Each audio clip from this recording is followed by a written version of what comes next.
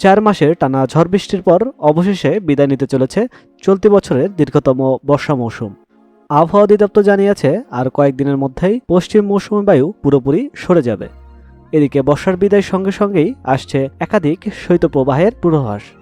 ফলে চলতি বছরের শীত হবে আগের চেয়ে কনকনে।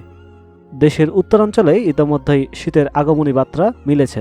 পঞ্চগড়ে সকালে কুয়াশায় ঢেকে যাচ্ছে চারিদিক, বাড়ছে শীতের অনুভূতি। দীর্ঘমেয়াদী পূর্বাভাসে বলা হয়েছে অক্টোবর মাসে স্বাভাবিকের চেয়ে বেশি বৃষ্টি হতে পারে। বঙ্গোপসাগরে 3 থেকে 6টি লঘুচাপ সৃষ্টি হওয়ার আশঙ্কা রয়েছে, যার 1 থেকে 2টি ঘূর্ণিঝড়ে পরিণত হতে পারে। মাসের প্রথমার্ধে সারা দেশে বজ্রবৃষ্টি হতে পারে 3 থেকে 8 দিন পর্যন্ত। তাপমাত্রা ক্রমান্বয়ে কমলেও অক্টোবর জুড়ে দিন ও রাতের তাপমাত্রা স্বাভাবিকের চেয়ে কিছুটা বেশি থাকতে পারে। তবে মাসের শেষের দিকে মৌসুমী বায়ুর বিদায় নিলেই বাড়বে শীতের আমেজ। আবহাওয়া অফিস আরও জানিয়েছে, শীতকালে ভোর থেকে সকাল পর্যন্ত দেশের বিভিন্ন অঞ্চলে ঘন কুয়াশা পড়বে।